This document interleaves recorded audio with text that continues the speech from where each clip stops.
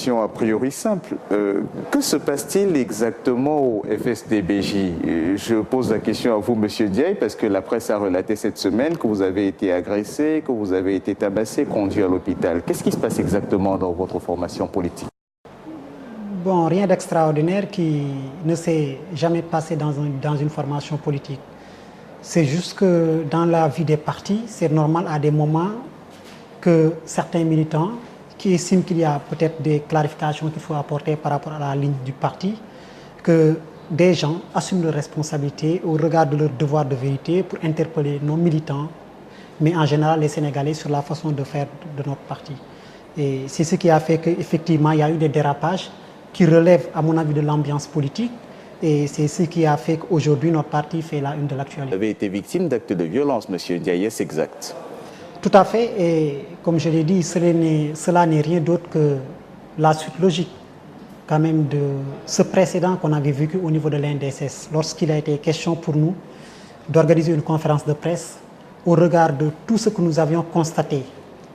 Parce qu'il faut le rappeler, notre parti vivait des moments extrêmement difficiles, avec un déficit de communication, avec une léthargie, avec également voilà, une vague de démission.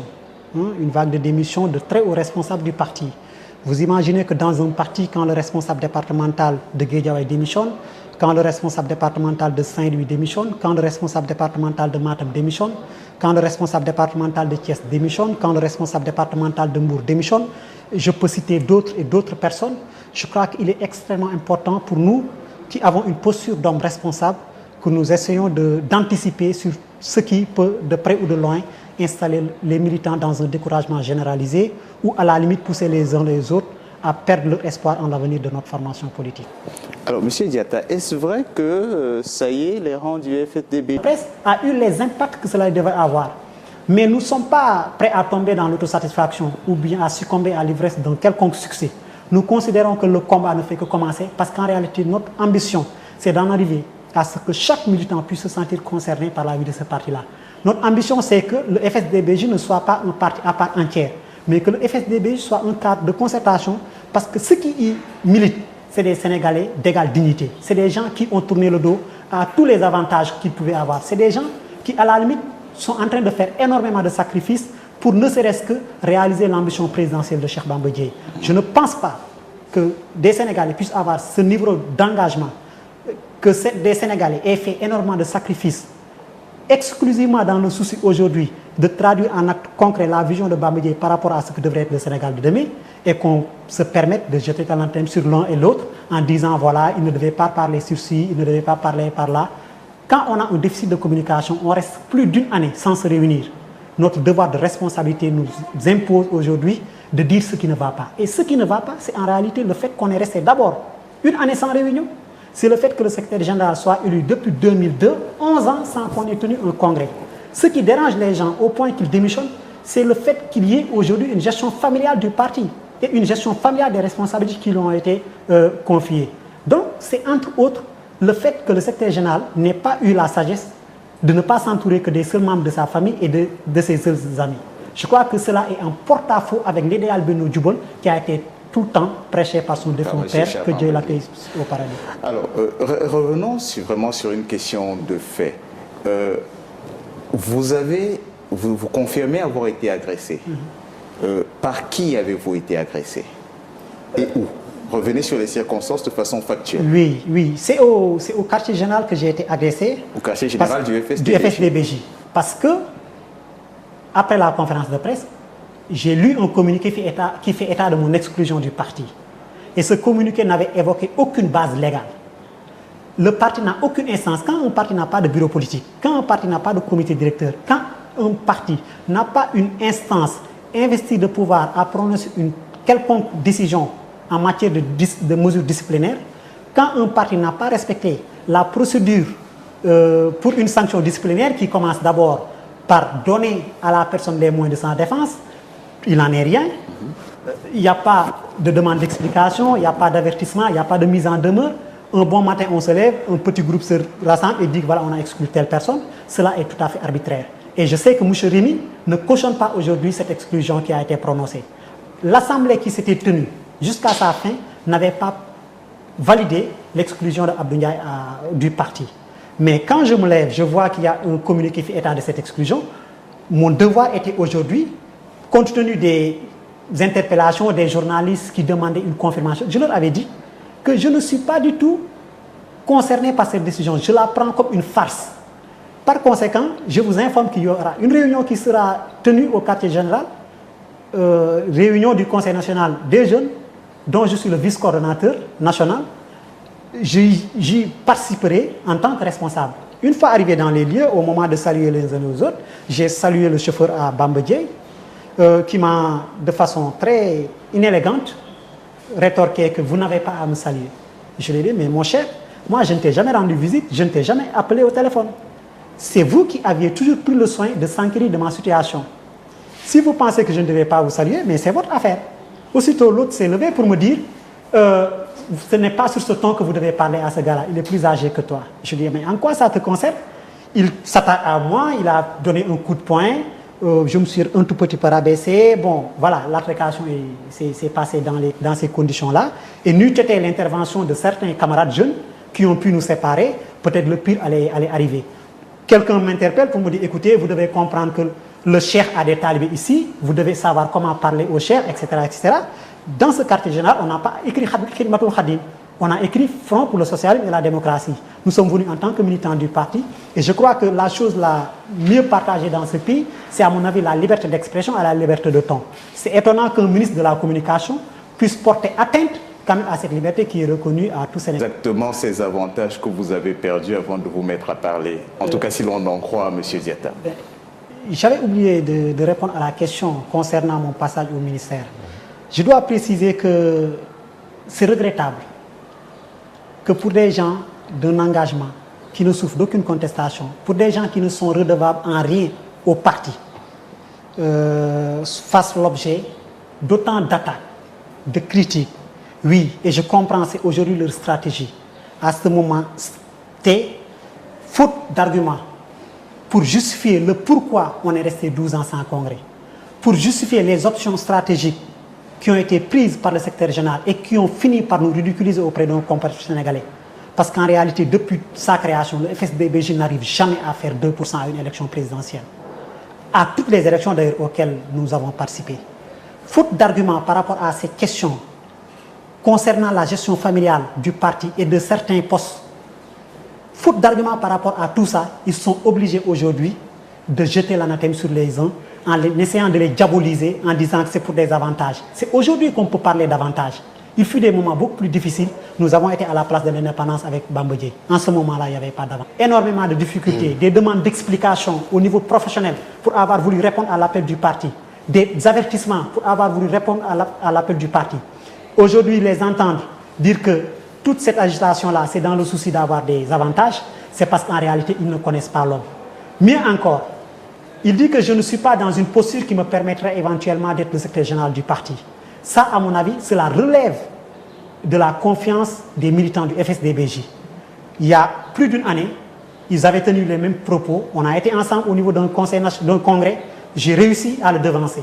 Donc, il faudrait qu'on accorde aux uns et aux autres une présomption de bonne foi quant à leur capacité aujourd'hui à pouvoir assumer des responsabilités.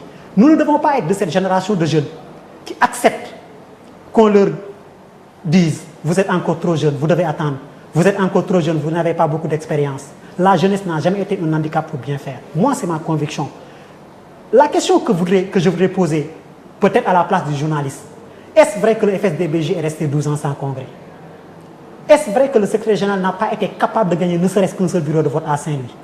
Est-ce vrai qu'aujourd'hui, les membres de sa famille sont dans l'entourage immédiat du ministre? Est-ce vrai que les membres de sa famille occupent des stations de responsabilité qui ne sont pas des moindres dans le Conseil national des jeunes? C'est, à mon avis, à ce questionnement-là qu'on devrait en venir, et non pas. Je n'ai jamais eu d'indemnité, je n'ai jamais eu de moyens de locomotion, je n'ai jamais eu de ligne téléphonique, et je crois également, pour preuve, vous pourrez demander au démissionnaire, le responsable départemental du parti à Guédiawaye qui a démissionné, on était dans la même situation. Lui, mieux encore, il a été victime d'un abandon de poste parce qu'on lui avait toujours dit on va prendre toutes les dispositions pour que votre présence soit effective, pour que l'administration puisse vous détacher parce que vous êtes agent de l'État. Et ce qui s'est passé, c'est qu'il a été obligé aujourd'hui de courir derrière les bureaux pour au moins lever cette sanction qui pesait sur lui. C'est dire une fois de plus encore, je les comprends et ça ne nous surprend pas. Toutes ces personnes qui aujourd'hui ont quitté ce parti, malheureusement, des gens de valeur, on n'a rien à dire contre eux qu'ils étaient là pour des questions de poste. Alors, commençons par cela, justement. Je dois préciser que je ne me permettrai pas d'être diverti sur des questions qui, à mon avis, n'intéressent pas en réalité les militants des FSD/BJ. Je viendrai à la question, je ne l'occulte pas, mais je veux au préalable faire comprendre aux uns et aux autres, et surtout à tous ceux qui nous regardent, qu'en réalité, le plus important, ce n'est pas les considérations personnelles. Le plus important, c'est discuter sur les principes et sur les fondamentaux. Parce que quand on a un parti et qu'on a la vocation et l'ambition de présider aux destinées des Sénégalais, pour traduire sa vision par rapport au Sénégal de demain, je crois qu'il va falloir aller dans le sens aujourd'hui de discuter sur des questions de principe, sur des questions de forme, sur des questions d'organisation de l'appareil politique qui pourra nous permettre demain d'accéder à cette magistrature suprême. Ça, à mon avis, c'est ce qui est important. Et la seule chose qui peut nous permettre d'en arriver à ce niveau de responsabilité, c'est d'avoir au moins les leviers sur lesquels nous nous appuyons. Vous imaginez un parti qui n'a pas de bureau politique. Moi-même, c'est moi qui ai fait la proposition par rapport à la tenue d'une université d'été des jeunes. D'autres étaient chargés de préparer un draft par rapport à la tenue d'un congrès, etc. Mais ce qu'on a constaté, c'est qu'on a toujours joué au dilatoire. En réalité, les gens ne veulent pas organiser un congrès. En réalité, les gens ne veulent pas aujourd'hui qu'on en arrive aux exigences de la modernité politique. Parce que tout simplement, c'est par crainte d'un monde nouveau qui verrait diminuer leur avantage, c'est la réalité. Excusez-moi de vous interrompre. Légalement constitué du parti. Et dans ce Conseil national des jeunes, au-delà de la coordination qui avait fait l'objet de vote, tout est l'expression d'un consensus qui a été façonné par, dont la configuration émane de la volonté du secrétaire général. Dans ce Conseil national des jeunes, qu'est-ce qu'on a? Son petit frère qui est le président de la commission des finances. Qu'est-ce qu'on a? Sa belle-sœur qui est la présidente de la commission de réflexion stratégique.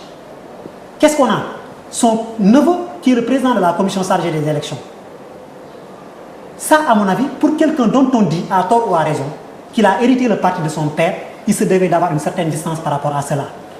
Je veux venir sur quelque chose de très concret.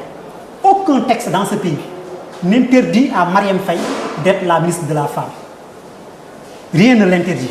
Mais cela ne relève pas de l'élégance républicaine.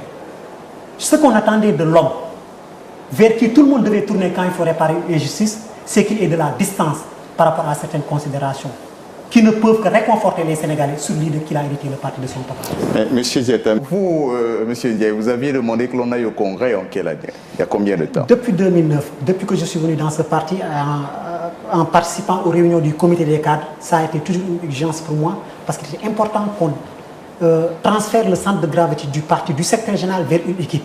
C'est ça qui nous permettrait que ces valeurs sénégalais dont ils parlent puissent être à l'aise dans ce parti-là. Mais s'ils doivent leur position à la générosité sélective du secrétaire général, ça devient étonnant. Mais... J'ai beaucoup de respect pour ces gens-là. C'est des amis avec qui je partage beaucoup de choses.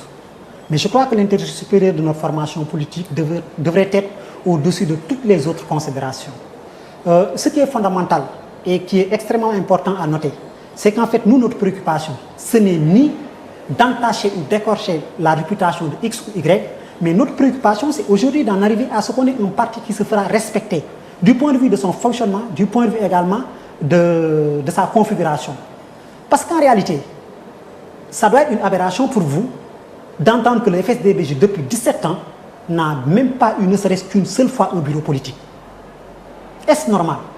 Pour quelqu'un qui a osé s'enchaîner sur les grilles de l'Assemblée nationale pour réclamer de la démocratie, pour réclamer de la justice. Vous imaginez avoir un parti pendant 17 ans, vous y êtes, vous n'avez jamais songé à mettre en place un comité directeur. Vous n'avez jamais pensé à mettre en place un bureau politique. Parce que vous refusez aujourd'hui ce qu'on appelle le leadership partagé. Je crois que ça, c'est révolu. Ma préoccupation n'est rien d'autre qu'en arrive aujourd'hui à ce que l'ensemble des militants puissent se prononcer par rapport à ce qui devrait présider aux stations de responsabilité. Une fois qu'on en arrivera là, je crois qu'il n'y aura aucun problème. Mais ce qui est dangereux aujourd'hui, c'est de vouloir jouer au dilatoire, c'est de vouloir jouer à la duperie.